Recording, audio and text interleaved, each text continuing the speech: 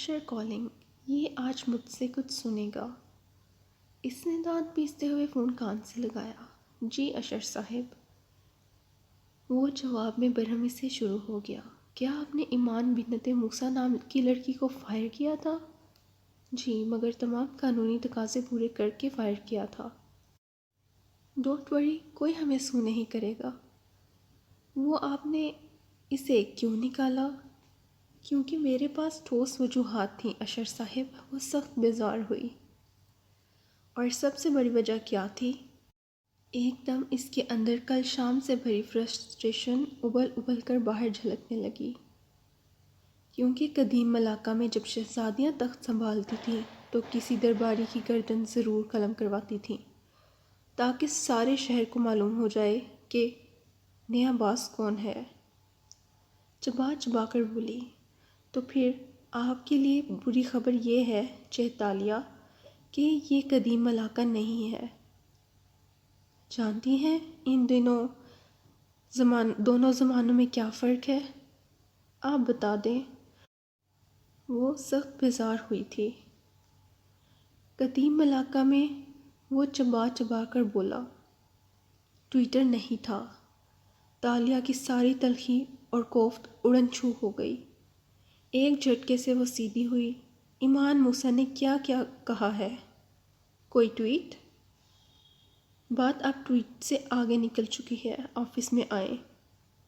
ہم اس وقت آپ کی وجہ سے کرائسس میں ہیں کیونکہ یہ قدیم ملاقہ نہیں ہے جہاں گردن اڑانے پہ درباری چپ چاپ مر جاتے تھے۔ یہاں لوگ ٹویٹ کر دیتے ہیں۔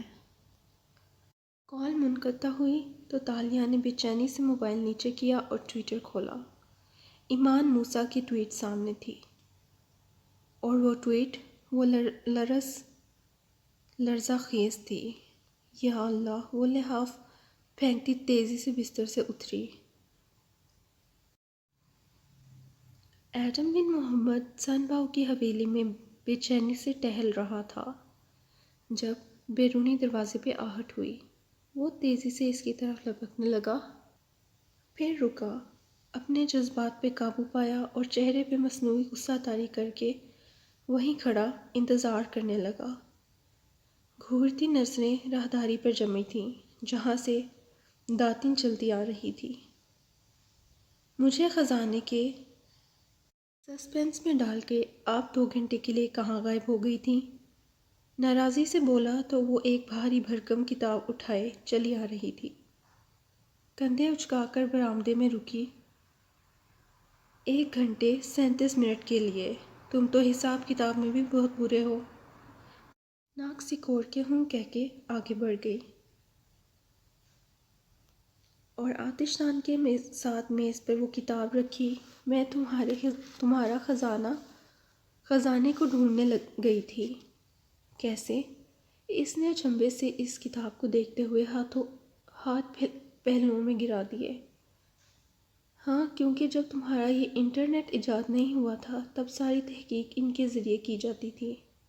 اس نے گہرا سانس لیتے ہوئے کرسی کھینچی اور بیٹھ گئی۔ وہ تیزی سے ساتھ والی کرسی پہ بیٹھا اور کوہنیاں میز پر جما لیں۔ سان باؤ کی حویلی کی سرخ دیواریں، سنسان کنواں اور ویران صحن برآمدے کے کونے میں میز کے گرد بیٹھے 2 نفوس کو خاموشی سے دیکھنے لگے۔ تم نے وہ خزانہ پچھلے ماہ نہیں چھپایا تھا؟ داتن بند کتاب پہ ہاتھ رکھے سمجھانے والے انداز میں کہنے لگی، تم نے وہ 15ویں صدی میں واپس جا کر چھپایا تھا۔ بہت شکریہ کہ آپ نے بتا دیا، ورنہ مجھے تو علم ہی نہیں تھا۔ اور تمہارے اس کو چھپانے کے بعد؟ وہ اس کی بات انسنی کیے کہہ رہی تھی۔ اس حویلی پہ وقت گزرتا رہا۔ سن رہے ہو؟ تو تم ایک پلک جھپکنے میں جادو کے ذریعے تالیہ اور فاتح کے ساتھ واپس آ گئے۔ مگر یہاں وقت لمحہ لمحہ کر کے 600 سال میں گزرا۔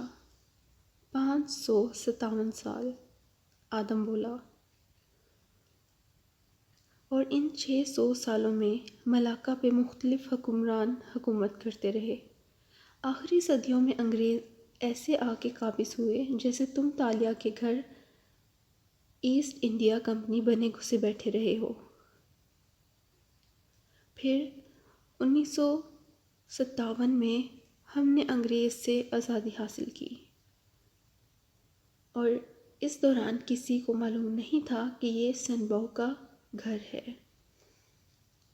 یہ تب معلوم ہوا جب 1940 میں 2 انگریز فوجی افسران کو اس گھر کے صحن میں کھدائی کر کے ایک خزانہ ملا، جس میں سنبھو کی چیزوں کے علاوہ ملاکا سلطنت کی اہم یادگاریں بھی تھیں۔ اس نے کتاب کا ایک صفحہ درمیان سے کھولا اور اسے تحریر دکھائی۔ ان انگریزوں نے کچھ چیزیں امانت داری سے اپنے سرکار کے حوالے کر دیں، جس نے انہیں مختلف میوزیم میں بھجوا دیا۔ کچھ چیزیں ان دونوں نے چھپا لیں جن کو بعد میں رازداری سے بیچا گیا ہوگا۔ یوں وہ تمام چیزیں آج بھی ایشیا اور یورپ کے مختلف عجائب گھروں اور پرائیویٹ کلیکٹرز کی ملکیت ہیں۔ اور یہ شریفہ بنت جابر کے خطوط، وہ 9ویں کلاس میں ملے، گرامر میں خط نویسی کے کورس میں پڑھائے جاتے تھے۔ ایڈم، مگر تم چونکہ 8ویں فیل ہو تو تمہیں کیسے معلوم ہوگا؟ داتن نے کتاب بند کی اور سادگی سے پلکیں جھپکا کے پوچھا تو ایڈم نے زور سے میز پہ ہاتھ مارا۔ ڈیم اٹ، مجھے پہلے ہی شک تھا، میں نے اس کنیز کا نام کہیں سنا ہے۔ اتنے پرانے خطوط مجھے کہاں یاد ہونے تھے، مگر نام ذہن میں اٹک گیا تھا۔ پھر اس نے بے بسی سے بھرے غصے سے بالوں میں ہاتھ پھیرا۔ یعنی وہ خزانہ جو ہم نے پچھلے ماہ دبایا تھا، وہ 80 سال پہلے، اور پہلے ہی تو انگریز نکال چکے تھے۔ بالکل۔ یہ ایسٹ انڈیا کمپنی اور اس کے موجودہ دور کے جانشین سر سے پیر تک ایڈم کو دیکھا ہوتے ہی بدنیت ہیں۔ خیر، وہ خزانہ 50 سال گزرنے پہ ویسے ہی ہماری ملکیت نہیں رہا تھا۔ اس لیے ایڈم نے گہری سانس لے کر لہجے کو سرسری بنایا، ہم اس کو ڈھونڈ بھی لیتے تو حکومت کے حوالے ہی کرنا پڑتا۔ ہاں ہاں، انگور نہ ملیں تو کھٹے ہی ہوتے ہیں۔ ایڈم کے تو سر پہ لگی تلووں پہ پوجی۔ آپ ایک تو ہر ایک کو بدنیت نہ سمجھا کرے۔ میں کوئی چور نہیں ہوں جو چیتالیہ کی کسی چیز پہ نظر رکھے ہوئے ہوں۔ میں صرف ان کے ساتھ بولتے بولتے اٹکا رہنا چاہتا ہوں۔ آہستہ سے فکرہ مکمل کیا، نظریں چرا لیں۔ داتن کی تمسخرانہ جتاتی نظریں بدلیں، آنکھیں پوری کھلیں، وہ ایک دم سیدھی ہو کر بیٹھ گئی۔ اوہ کیا وہ چڑ گیا، اندر ہی اندر دل زور سے دھڑکا۔ تمہیں تالیہ سے محبت ہو گئی ہے نا؟ وہ بے یقینی سے اسے دیکھتی رہی۔ ایڈم کے سارے جسم کا خون چہرے پر سمٹ آیا، نگاہیں چرا کے جلدی سے بولا، ایک تو میرے بارے میں فضول کے اندازے لگانے چھوڑ دیں۔ نہ میں کتابوں سے نابلد ہوں، نہ ہی 8ویں فیل ہوں، اور نہ ہی مجھے محبت سے آشنا ہونا ہے۔ میں سمجھ گئی۔ وہ لڑکے، یہ تم نے اپنے دل کو کہاں لگا لیا؟ وہ ماتھے کو چھو کے بولی تو وہ بے بسی سے دانت کچکچاتا اٹھ گیا۔ میں بس سے کیل واپس جا رہا ہوں، آپ جب آئیں تو آپ کی مرضی۔ وہ سر جھلا کر اس کونے کی طرف بیٹھا جہاں اس کا سامان رکھا تھا۔ ہم کہیں نہیں جا رہے، میں اب کسی صورت نہیں رکوں گا کیونکہ آپ اب مجھے ہراساں کر رہی ہیں۔ اچھا سنو تو، داتن نے ایک دم لہجے میں مٹھاس کھولی، تم اس ہوٹل والے لڑکے کا راز معلوم کرنا چاہتے ہو نا؟ اس کے لیے ہمیں یہیں رکنا ہوگا۔ وہ جو بیگ میں لیپ ٹاپ ڈال رہا تھا دیورا کے گھوما اور برہمی سے اسے دیکھا۔ پہلی بات، ہم کوئی نہیں ہیں، اور دوسری بات، صبح تک تو آپ بار بار جانے کی بات کر رہی تھیں، تو اب کیا ہو گیا؟ اب داتن نے ہتھیلی پہ چہرہ گرایا اور دلچسپی سے اسے دیکھنے لگی۔ اب میرا دل چاہ رہا ہے کہ ایسٹ انڈیا کمپنی کے ساتھ کسی کو کوہ نور کا سراغ لگاؤں۔ تم سوچ لو، لیانا صابری جیسی انویسٹیگیٹر کا ساتھ تمہیں اگلے 557 سال بھی نہیں ملے گا۔ ایڈم نے اسے مشکوک نظروں سے دیکھا۔ لیکن اگر آپ نے مجھ سے کوئی فضول بات کہی تو میں چہرہ پھر سے گلابی ہوا، تو تم می ٹو کو #ٹیگ کر کے ٹویٹ کر دینا۔ تم نوجوانوں کو ویسے بھی آج کل ہراسمنٹ کھیلنے کا بہت شوق ہو چلا ہے۔ ساتھ ہی وہ ہنسی۔ ایڈم البتہ سنجیدہ رہا۔ ہراسمنٹ، اور بھی جو ورک پلیس پہ ہو، واقعی ایک ایشو ہے داتن صاحبہ۔ آپ نے اپنی کتابوں میں نہیں پڑھا کہ اس کے بارے میں؟ داتن نے ہاتھ جھلایا اور اسے لیپ ٹاپ کھولنے کا اشارہ کیا۔ چھوڑو، عورتیں خود ایسا لباس پہنتی ہیں کہ لوگ ان کو ہراس کرنے پر مجبور ہو جاتے ہیں۔ خیر دکھاؤ مجھے کون ہے وہ معصوم انسان جس کے پیچھے ایسٹ انڈیا کمپنی پڑی ہے۔ ایڈم کچھ کہنا چاہتا تھا مگر پھر خاموشی سے لیپ ٹاپ واپس نکالا اور اس کے سامنے میز پر لے جا کر رکھا۔ داتن اشتیاق سے اسے گھورنے لگی تو اس نے اسکرین کو ہاتھ سے واپس کر دیا۔ داتن نے چونک کر اسے دیکھا۔ میں ایک ساتھ 4 مختلف کتابیں نہیں شروع کرتا، مگر جو کتاب شروع کرتا ہوں اسے یکسوئی سے مکمل بھی کرتا ہوں۔ میں نے کئی برس کسی لائبریری میں کام نہیں کیا، مگر میں نے ملاقہ کے قدیم کتب خانے کی کتابیں پڑھ کے قدیم ملے زبان سیکھی۔ میں کے ایل کا بہترین انویسٹیگیٹر بے شک نہیں ہوں، مگر ایک بہت اچھا رائٹر ہوں، اور رائٹرز سے بہت احتیاط سے بات کرتے ہیں، ورنہ جھک کے اس کی آنکھوں میں دیکھا، وہ آپ کو اپنی کہانی میں ڈال کر مار بھی سکتے ہیں۔ واقعی؟ میں تو ڈر گئی۔ دیکھو میرے ہاتھ بھی کانپ رہے ہیں، وہ بدمزہ ہو کے بولی تو ایڈم سیدھا ہوا اور شانے اچکائے۔ میری وارننگ یاد رکھیے گا۔ پھر اس کے ساتھ کرسی کھینچ لی۔ یہ تو طے تھا کہ اسے لیانا صابری جیسی انویسٹیگیٹر اگلے 557 سال میں بھی نہیں ملتی۔ وارسن نیشنل کے دفتر میں اس صبح لوگ اپنے آفس اور کیبن چھوڑ کر درمیانی گزرگاہ کے دونوں اطراف میں کھڑے تھے۔ تقریباً سب کی گردنیں اوپر اٹھی ہوئی تھیں اور وہ دیوار پر نصب ٹی وی اسکرین پر چلتی خبر دیکھ رہے تھے۔ کسی نے قلم دانتوں میں دبا رکھا تھا تو کوئی افسوس سے نفی میں سر ہلا رہا تھا۔ تالیہ جب لفٹ سے نکل کر لابی تک آئی تو ریسیپشنسٹ وہاں نہیں تھی۔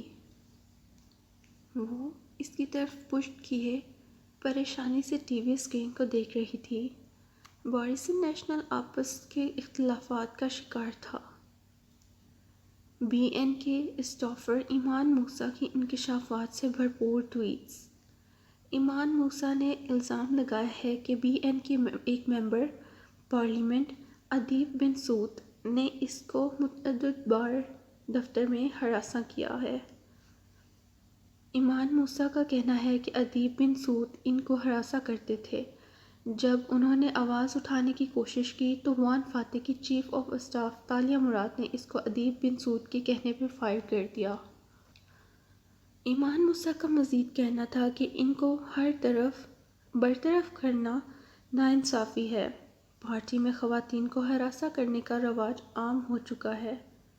یاد رہے کہ 24 سالہ ایمان موسیٰ گزشتہ 1 سال سے بی این کے ساتھ منسلک ہیں، اور وہ وان فاتح بن رامزل کے الیکشن اسٹاف اور سوشل میڈیا ٹیم کا بھی حصہ ہیں۔ بی این کے اگلے چیئرمین کے انتخابات کے وقت قریب ہے۔ بی این کے 2 گروپ بن چکے ہیں۔ ایک گروپ کے امیدوار حاکمی صاحب ہیں اور دوسرے وان فاتح۔ اور یہاں ہم اپنے ناظرین کو بتاتے چلیں کہ ادیب بن سعود جن پر خاتون نے ہراسمنٹ کا الزام لگایا ہے، ان کا تعلق فاتح بن رامزل کی حمایتی گروپ سے ہے۔ بی این کے کسی نمائندے نے بھی ابھی تک اس خبر پہ تبصرہ نہیں کیا۔ ہم مسلسل ان سے رابطے کی کوشش میں ہیں۔ لابی سے ہال تک کا فاصلہ عبور کرتے کرتے وہ بار بار دہرائی جانے والی خبروں کو سن سکتی تھی۔ گزرگاہ کی ایک طرف کھڑے اسٹافرز گردنیں موڑ موڑ کے تالیہ کو دیکھنے لگے۔ سب خاموش تھے اور ان کی ملامتی نظریں چیف آف اسٹاف پر جمی تھیں۔ کھڑے کھڑے ایک اسٹافر کو فائر کیا تھا۔ اکسیلی نظروں سے اسے گھورتا اشر سب سے آگے تھا۔ اس اسکینڈل کو کھڑا کرنے کے لیے شکریہ تالیہ، وہ چبا چبا کے بولا تو تالیہ نے ایک بیزار نظر اس پہ ڈالی۔ یہاں باس کہاں ہیں؟ پھر نظریں ہال کے دوسرے سرے کھڑے فاتح پر ٹھہری۔ سفید شرٹ کے آستینے کہنیوں تک موڑے، پہلوں پہ ہاتھ جمائے، وہ سنجیدگی سے تالیہ کو دیکھ رہا تھا۔ وہاں ہر کوئی اس سے ناراض لگتا تھا۔ تالیہ نے گہری سانس لی اور گردن اکڑا کے اس طرف آئی۔ آپ لوگ کانفرنس روم میں اکٹھے ہوں، میں وہاں آپ کے تمام سوالوں کے جواب دوں گی، جو ضروری ہوں وہ بلا جھجک کر گزروں گی۔ ان الفاظ پہ بھی ملامتی نظریں برقرار رہیں۔ کسی نے ہوں میں سر جھٹکا تو کوئی ٹی وی اسکرین کو دیکھتا رہا۔ ایک شخص بھی کانفرنس روم کی طرف جانے کے لیے جگہ سے نہیں ہلا۔ شہزادی نے مٹھیاں بھینچ کے ضبط کیا اور فاتح کی طرف آئی۔ اسٹاف لاؤنج پیچھے رہ گیا اور وہ آہستہ سے بولی، آپ بھی مجھے ملامت کر رہے ہوں گے مگر مجھے تم پہ اعتماد ہے۔ اس کی ساری توجیہات، وضاحتیں، شکوے ان کہے رہ گئے۔ وہ بس اسے دیکھنے لگی۔ وہ بڑے رساں سے سمجھانے لگا، میں نے کل صوفیہ رحمان کو چیلنج کیا تھا، اس نے جوابی حملہ تو کرنا تھا۔ ایک عام سے اسٹافر اتنا بڑا قدم صرف تب اٹھا سکتی ہے جب اس کی پشت پناہی کی جائے۔ فکر نہ کرو، سیاسی پارٹیوں میں ایسے مسئلے آتے ہیں، تم اسے ہینڈل کر لو گی۔ اس نے نظر جھکا کے اپنے بیگ کو دیکھا جس میں استعفیٰ رکھا تھا۔ اسٹاف مجھے ناپسند کرتا ہے، وہ مزید مجھے اپنی چیف نہیں دیکھنا چاہتے۔ ہاتھ زپ کی طرف بڑھے۔ دور کھڑے اسٹافرز اور اشر کو خود کو گھورتی نگاہیں اور محسوس کر سکتی تھی۔ استعفیٰ دینے کے بارے میں سوچنا بھی مت تاشا۔ اس نے تنبیہ کی تو تالیہ چونک کر اسے دیکھا۔ آپ کو کیسے؟ میرے نیچے ہزاروں کارکن کام کرتے رہے ہیں لڑکی، وہ نرمی سے مسکرایا۔ یہ پہلی دفعہ نہیں ہوگا کہ کوئی نیا باس اس وجہ سے ناراض ہو کے جاب چھوڑ جائے کہ اسے لگے کوئی اس کی عزت نہیں کرتا۔ کوئی میری عزت نہیں کرتا، چاہے وہ مسز اسرا ہوں، اشر ہو یا وہ لفٹ مین۔ مجھے سب ایول کوئین سمجھتے ہیں۔ وہ دبی آواز میں خفگی سے بولی، عزت کمائی جاتی ہے جیسے تم نے میری نظروں میں کمائی، ویسے ہی ان کی نظروں میں بھی کما سکتی ہو، لیکن میدان چھوڑ کے نہیں، بلکہ سامنے سے لڑ کے، لیڈر کی طرح، ان کو لیڈ کر کے۔ اس نے زب سے ہاتھ ہٹایا اور گہری سانس لی۔ اب میں کیا کروں؟ وہی جو اگر میں تمہاری جگہ ہوتا تو کرتا۔ جاؤ شاباش۔ فاتح نے سینے پہ بازو لپیٹ لیے اور چوکھٹ سے ٹیک لگائے اسے اسٹافز کی طرف واپس جانے کا اشارہ کیا۔ فاتح کیا کرتا؟ اس نے سوچا اور اگلا مرحلہ آسان ہو گیا۔ تیزی سے واپس ہال کے وسط میں آئی اور اونچی آواز میں بولی، وہ تمام لوگ جو اس کرائسس کو حل کرنے کے لیے تیار نہیں ہیں وہ گھر جا سکتے ہیں، اور جو واقعی کام کرنا چاہتے ہیں وہ کانفرنس روم میں آ جائیں اور میرا انتظار کریں۔ میں اب بھی آپ کی چیف آف اسٹاف ہوں اور میرا حکم نہ ماننا وان فاتح کی حکم عدولی سمجھا جائے گا۔ ناؤ موو ایوری ون، تحکم سے کہا اور واپس فاتح کی طرف آئی۔ پیچھے سے اسٹافس ورکرز قطرے خاموش ہوئے اور کچھ اپنی چیزیں سمیٹنے لگے، باقی وہیں ہٹ دھرمی سے کھڑے رہے۔ فاتح نے مسکرا کے اسے دیکھا اور اندر چلا گیا جہاں تالیہ کی میز کرسی رکھی تھی۔ وہ سامنے اس کے آفس کا بند دروازہ تھا۔ ادیب اندر ہمارا انتظار کر رہا ہے، میں نے دروازے کے باہر رک کے دھیمی آواز میں کہا۔ اس نے دروازے کے باہر رک کے دھیمی آواز میں کہا، بتاؤ تمہارے ذہن میں کوئی لائحہ عمل ہے؟ نہیں، تالیہ نے دائیں بائیں گردن ہلائی۔ تو تم نے اس کو فائر کیوں کیا تھا؟ نرمی سے وہی سوال پوچھ لیا جو ہر کسی کی ملامتی نظروں میں تھا۔ تالیہ نے گہری سانس لی۔ سر، میرے پاس کوئی فائر کرنے کی ٹھوس وجوہات تھیں۔ اس نے فاتح کی آنکھوں میں قطعیت سے دیکھا۔ کیا اس نے کبھی یہاں ہراسمنٹ کی شکایت کی تھی؟ نہیں سر، اس نے ایک دفعہ بھی شکایت نہیں کی، اور ادیب صاحب تو اس روز واپس آئے ہیں بیرون ملک سے۔ ان کا تو ڈپارٹمنٹ آفس ہی الگ ہے۔ ادیب بہت معزز آدمی ہے، اور اس کی بیوی بچے اس بات سے بہت ڈسٹرب ہوئے ہیں۔ وہ اندر موجود ہیں، مگر اس سے بات کرنے سے پہلے وہ رک کے تنبیہ کر رہا تھا۔ تم یاد رکھنا کہ ایک بچہ ہارٹ پیشنٹ ہے، اور وہ اسی کے علاج کے لیے بیرون ملک گیا تھا۔ ہمیں کسی بھی طرح اس خبر سے اس کی خراب ہوتی ساکھ کو بچانا ہے تاکہ اس کی فیملی پر اثر نہ پڑے۔ ایسی ہی باتوں کی وجہ سے اسرا جیسی بیویاں اپنے شوہروں کو الیکشن نہیں لڑنے دیتی۔ آخر میں فاتح نے افسوس سے سر جھٹکا۔ جب اس کی اپنی ویڈیو لیک ہوئی تھی تو وہ ڈسٹرب ہو گیا تھا کیونکہ معاملہ اس کا اپنا تھا۔ لیکن آج پارٹی کرائسس میں تھی اور تالیہ دیکھ سکتی تھی کہ وہ خود کو بالکل ٹھنڈا اور مطمئن رکھے ہوئے تھا۔ ایک لیڈر کی طرح تالیہ اسے دیکھ کر دوسرے حوصلہ پکڑیں۔ ایک لیڈر کی طرح تاکہ اسے دیکھ کر دوسرے حوصلہ پکڑے، اور تالیہ کو بھی حوصلہ ملا تھا۔ سر، میں نے اس سے بڑے کرائسس دیکھے ہیں، میں اس کو ہینڈل کر لوں گی۔ میں نہیں، ہم۔ اس نے آئیبرو اٹھا کے یقین دلایا تو ایک دم گزشتہ شام کی ساری تاخیر زائل ہو گئی۔ اس نے سوچا بھی کیسے تھا کہ وہ اس سے الگ ہو سکتی ہے؟ ادیب بن سود سامنے کرسی پہ بیٹھا بار بار کلائی کی گھڑی دیکھ رہا تھا۔ عمر 50 کے لگ بھگ ہوگی اور اچھا خاصا خوش شکل مرد تھا۔ دبلے چہرے اور دراز قد کا حامل ادیب پریشان نہیں، البتہ متاسف تھا ضرور لگتا تھا۔ فاتح کو آتے دیکھ کر کھڑا ہوا، تالیہ کو عقب میں دیکھا تو سر کے خم سے اشارتاً سلام کیا۔ کوٹ شاید اس نے اپنے آفس میں اتار دیا تھا، اور اس وقت وہ سیاہ پینٹ اور سفید شرٹ کے ساتھ ٹائی میں ملبوس تھا۔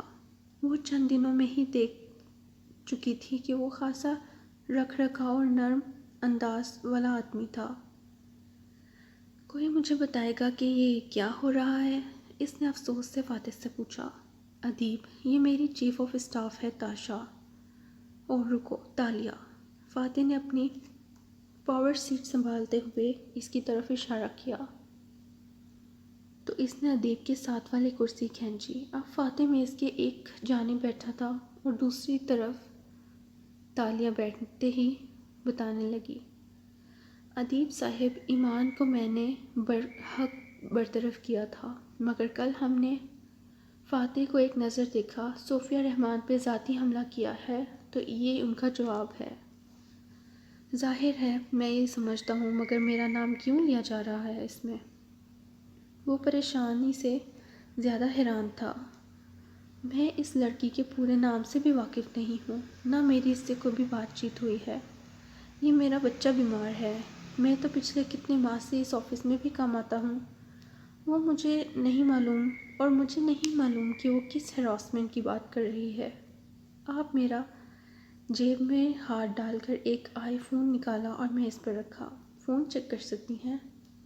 میں کسی بھی ایتھکس کمپنی کا سامنا کرنے کے لیے تیار ہوں۔ سر، مجھے معلوم ہے اس لڑکی کو آپ نے کبھی نہیں ہراس کیا۔ وہ بے حد یقین سے بولی تو ادیب نے گہری سانس بھری۔ البتہ اس کی آنکھوں کا اچھنبا کم نہیں ہوا۔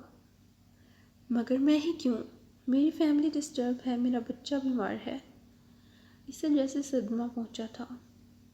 دیکھیے چیتالیہ، آپ اس مسئلے کو جیسے بھی ہینڈل کریں، مجھے ایک بات کا جواب آپ لا کر دیں گی کہ میرا نام کیوں خراب کرنے کی کوشش کی۔ کہتے ہوئے ادیب کے کان سرخ ہونے لگے۔ وہ صرف صوفیہ رحمان کے کہنے پہ یہ کر رہی ہے۔ ٹیک لگائے فاتح نے ناک سے مکھی اڑائی۔ جی سر، اور اس کو آپ سے کوئی ذاتی پرخاش بھی ہو سکتی ہے، مگر آپ فکر نہ کریں، میں اس معاملے کو ختم ہونے کے بعد سارے جواب لے کر آپ کے پاس آؤں گی۔ وہ اسے بہت ذمہ داری سے یقین دلا رہی تھی۔ ادیب، تم پہ یہ مصیبت میری وجہ سے آئی ہے۔ تم اپنے گھر جاؤ اور اپنی فیملی کو دیکھو۔ ہم تمہیں اس سے نکال لیں گے۔ اس کی تسلی دلانے پہ ادیب نے شانے اچکائے کھڑا ہو گیا۔ جب میں نے کچھ غلط نہیں کیا تو مجھے کوئی ڈر بھی نہیں ہے، صرف فیملی کی پریشان ہے، مگر خیر، I trust تالیہ۔ وہ اس پہ اعتماد کا اظہار کر رہا تھا۔ تھینک یو ادیب صاحب، وہ ہلکا سا مسکرائی۔ ادیب بن سود باہر نکل گیا تو دونوں آفس میں تنہا رہ گئے۔ فاتح اسے غور سے دیکھنے لگا تو وہ جلدی سے بولی، اس کو فائر کرنا غلط نہیں تھا، انداز مدافعانہ تھا۔ مجھے اصل وجہ بتاؤ، تم نے اسے کیوں فائر کیا؟ وہ ہتھیلیاں میز پہ رکھے آگے جھکے پوچھ رہا تھا۔ مجھے صرف سچ سننا ہے، چاہے وہ کتنا ہی ناقابل یقین کیوں نہ ہو۔ میں یقین کروں گا، تم کہہ کے تو دیکھو۔ اس کے انداز کا اعتماد اور بھروسہ تالیہ کا دل پگھلنے لگا۔ وہ پیچھے ہوئی اور سینے پہ بازو لپیٹے۔ پہلی وجہ تو یہ تھی کہ اس کا رویہ نان پروفیشنل تھا، اور دوسری وجہ سن کے آپ کو لگے گا کہ میں کوئی کہانی گڑھ رہی ہوں، یا مجھے ایسا کیوں لگے گا؟ تمہاری کہی ہوئی بات کبھی جھوٹ ثابت نہیں ہوئی، اور ہم اس فائل کے ایشو سے آگے بڑھ چکے ہیں تاشا۔ وہ اسے دیکھ کر رہ گئی، بنا پلک جھپکے آنکھیں اس پہ جم گئیں۔ تو آپ کو میں سچی لگتی ہوں؟ ظاہر ہے، پوری دیانتداری سے کہہ رہا تھا۔ تالیہ کے گلے میں آنسوؤں کا پندہ لگنے لگا، مگر اس نے کوشش کی کہ پانی کو آنکھوں تک نہ آنے دے۔ میں سچے خواب دیکھتی ہوں، اور کچھ عرصہ پہلے جب میں کہیں قید تھی، مشکل میں تھی، تو میں نے خود کو اس آفس میں اس لڑکی کو ٹرمینیٹ کرتے ہوئے دیکھا۔ سیریسلی، تمہیں سچے خواب دکھائی دیتے ہیں؟ وہ حیران ہو گیا۔ آپ کو یقین نہیں آیا؟ ہو سکتا ہے تمہارے خواب غلط ہوں، لیکن مجھے معلوم ہے تم سچائی سے وہی بتا رہی ہو جس پہ تمہیں یقین ہے۔ پھر آئی برو چکائے، سچے خواب، ہاؤ کول!